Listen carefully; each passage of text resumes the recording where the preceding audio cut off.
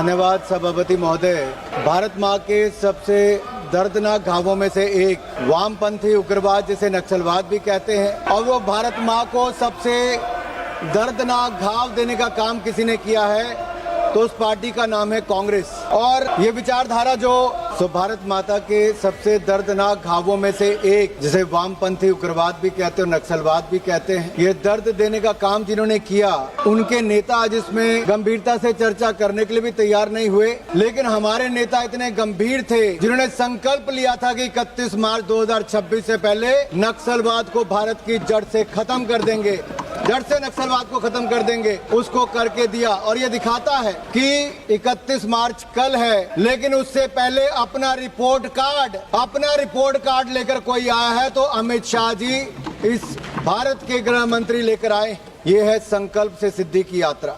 और मैं इसलिए भी कहता हूँ, बंगाल से बस्तर की बात हो, पशुपति से तिरुपति की बात हो, देश को लहूलुहान करने का काम किया तो नक्सलवाद ने किया। ये रेड कॉरिडोर 126 जिलों तक पहुंचा, जंगलों में इसकी आग जलती रही और इस नक्सलवाद के आगे किसी ने सरेंडर किया तो उस पार्टी का नाम है कांग्रेस। और एक नहीं अनेक ऐसे उदाहरण में ये रेड कॉरिडोर के लिए रेड कारपेट बिछाने का काम कांग्रेस कर रही। एक नहीं अनेकों उदाहरण आप सबके सामने हैं। लेकिन आज 126 जिलों से कम होकर 2 जिलों से कम, और आज के दिन भी नक्सलवादियों को ढेर किया गया और अन्य नक्सलवादियों ने आज आत्मसमर्पण भी किया है। अरविंद जी कह रहे थे कि आप उनको गाड़ने की बात करते हो। हमने उनसे कहा था कि आप आत्मसमर्पण कर दीजिए, मुख्य धारा में आ जाइए।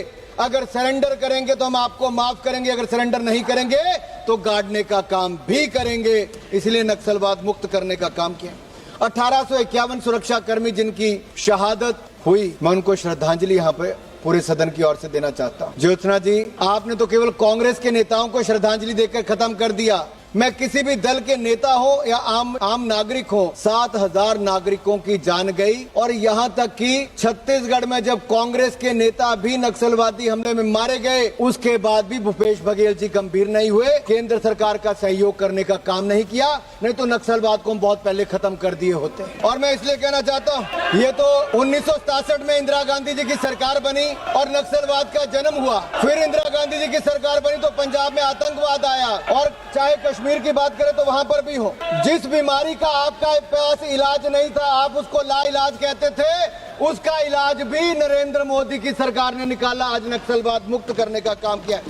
जिस मर्ज की आपके पास दवा नहीं थी, उसकी दवा भी हमने दी और उसको दबाने का काम भी हमने किया है। ये है संकल्प हमारा, और सिद्धि तक ले जाने का काम दृढ़ निश्चय के साथ काम किया है। आपका नेतृत्व कमजोर था, आप सरेंडर करने का काम करते थे। आप आज गरीबी, पिछड़ापन और सामाजिक भेदभाव की बात करते। 60 साल आप लोग सत्ता में रहे, आप सरेंडर करते रहे, हमने सरेंडर नहीं किया। और मैं ये कहना चाहता हूँ, यही नहीं, राहुल जी आज सदन में नहीं है, लेकिन टुकड़े टुकड़े गैंग के साथ कंधे से कंधा मिलाने चले गए थे। जो नक्सलवादी हमले में हमारे सैनिक शहीद हुए दांतेवाड़ा में, उसके बाद और अफजल गुरु को फांसी देने की जब सजा हुई, उसके बाद राहुल गांधी जी कहाँ थे? टुकड़े टुकड़े गैंग के साथ थे। अफजल गुरु को बचाने के लिए आपके नेता सामने आए, लेकिन हमारी सरकार ने उसके खिलाफ भी काम किया। यही नहीं ऐसे अनेकों उदाहरण हैं। लेकिन हमारी सरकार ने जीरो टॉलरेंस पॉलिसी अपनाई, सुरक्षा भी और समृद्धि भी, इस मॉडल पर हमने काम किया। अब जंगल जमीन की बात करते हैं। जल जंगल जमीन की रक्षा के साथ साथ सुरक्षा, सम्मान और समन्वय, इसको भी हमारी सरकार ने बनाया। नक्सलवादी विरोधी अप्रोच को लेकर चले और हमने सड़कें भी बनाई, स्कूल भी बनाए, बैंक भी बनाए, मोबाइल भी बनाया और अपने इलाकों का विकास भी करके दिखाया है। आपने कहा कि आपकी गोली पृष्ठभूमि को देखकर चलती है, ऐसा नहीं है। मोदी सरकार ने जो विकास किया उसके लिए किसी का धर्म, किसी की जाति नहीं देखी। 25 करोड़ गरीबों को गरीबी रेखा से बाहर निकालने का काम किया। जगदम्बिका पॉल जी हमारे बीच में बैठे हैं, माननीय सभापति जी, इनके दामाद प्रवीण सिंह जी IPS अफसर थे, झारखंड में थे। नक्सलवादियों से लड़ते लड़ते वो घायल भी, उनकी जान भी चले गई। क्या आप आज तो इस विषय पर इनको बोलना चाहिए था, परिवार ने कितना कुछ खोया। आप कहते हैं माइनिंग वालों को, अरे माइनिंग वालों को तो दिग्विजय सिंह जी का खाता निकाल कर देखिए, सालों साल माइनिंग की, लेकिन वहां पर विकास कोई नहीं करवा कर दिया। मैं कुछ बातें यहाँ पर 60 के दशक में इंदिरा जी की सरकार थी, IB चौहान जी ने क्या कहा, गृह मंत्री थे, उन्होंने कहा ये कानून व्यवस्था का मामला है, इसे स्थानीय पुलिस बल द्वारा रोका जाएगा, कुचला जाएगा। ये थाने का मामला, थाने का मामला बताया था आपने 67 में, खत्म करिए 126 जिलों में पहुंचा।